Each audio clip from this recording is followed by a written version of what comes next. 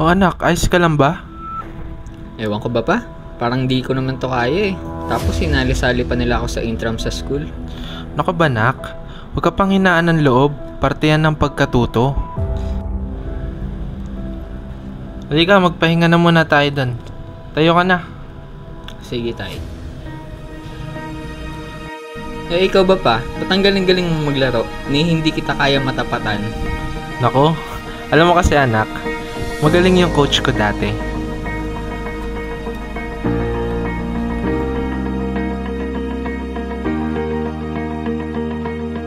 Ang galing mo na, anak. Konting practice pa at malalamangan mo na si tatay. Siyempre, ikaw coach ko eh. Ay, oras na rin pala. Ipasok pa ako sa trabaho. At ikaw sa school. O tara na, uwi na tayo. Sige po, tay. Isang masipag na tao ang lolo mo. Buong araw siya nagtatrabaho sa construction site kung saan nabibilad siya sa araw.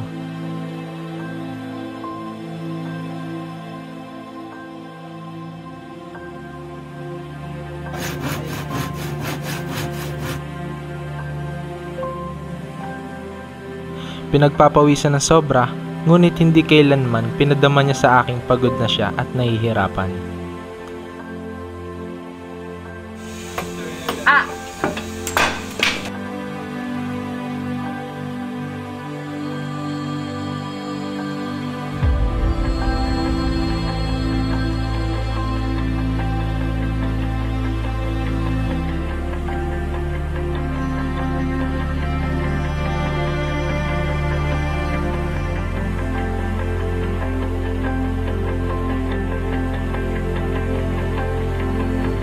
Hindi niya pinakita sa akin na mahina siya.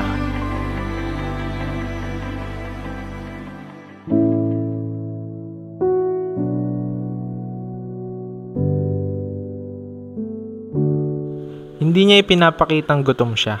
Makakain lang ako ng tama.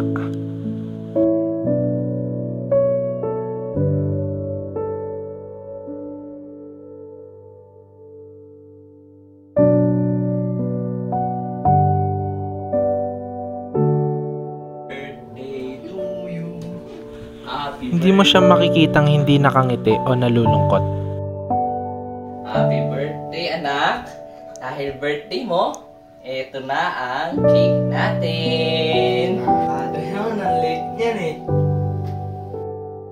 Kahit bit-bit niya mag-isa, ang hirap ng buhay namin. O anak, ipa mo na yung cake mo at mag-wish ka na. Tay, pwede ka na ba kainin? Pwede na!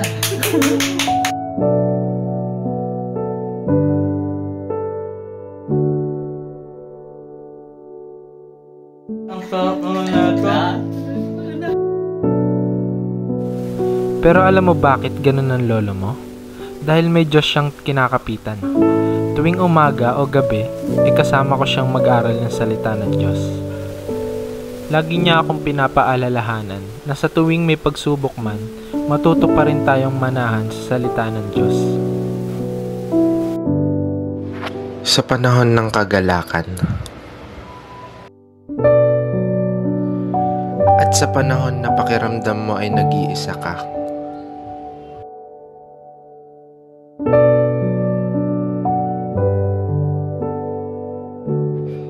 hindi man kailanman kami iniwan ng Diyos.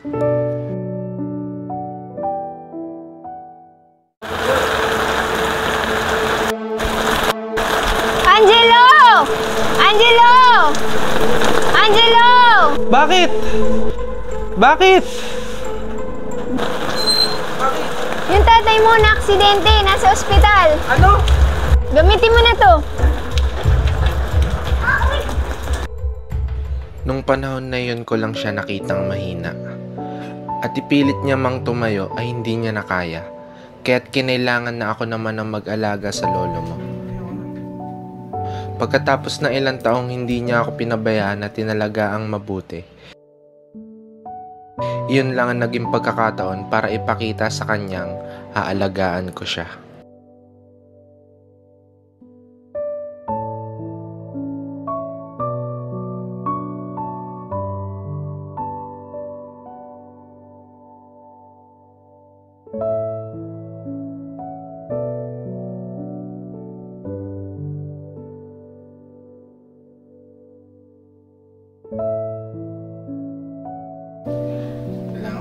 Malakas ka.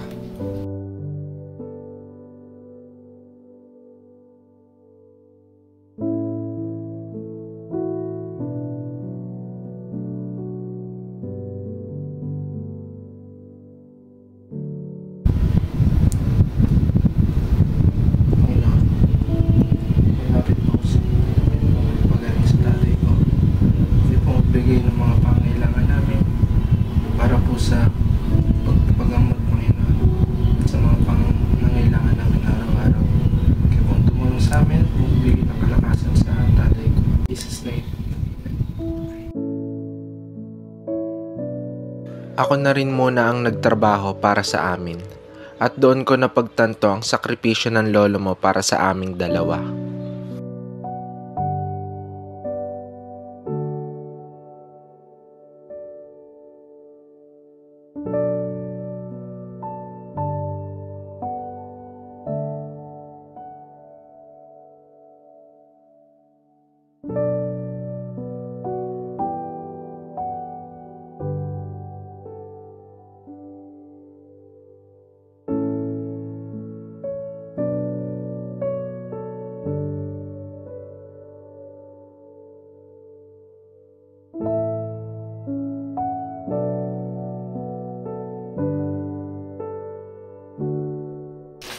Tay, gusto ka na?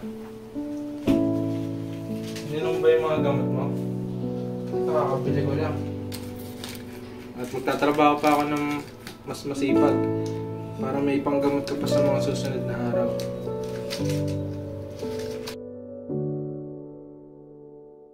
O tay, anong kailangan mo? Gusto mo basahan kita ng salita ng Diyos?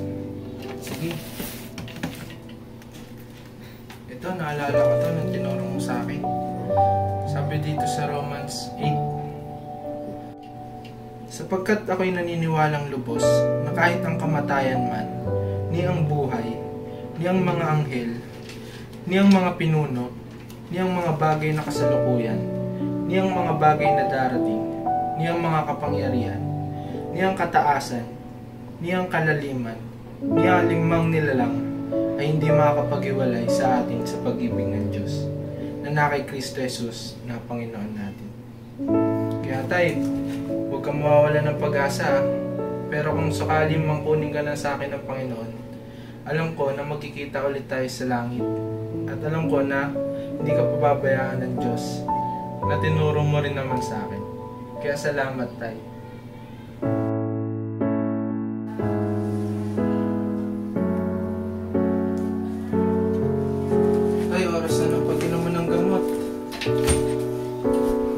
Tay, gumising ka na. Oras na inom mo ng paggamot. Tay! Tay! Tay! Tay! Tay! Tay! Tay! Tay! Tay! Ang galing mo na, anak. Onting practice pa at malalamangan mo na si tatay. Siyempre, ikaw coach ko Tay! eh. Tay! Ate, ang late yan eh.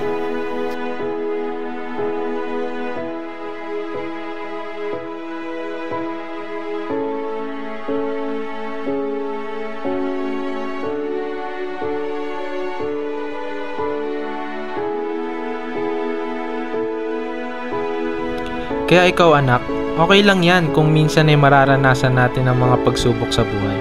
Parte yan sa paghuhubog sa atin ng Panginoon bilang mga anak niya. Sabi nga sa 1 Peter 1:7, di ba? Ito ay upang ang pagsubok sa inyong pananampalataya na lalong higit na mahalaga kaysa ginto na nasisira.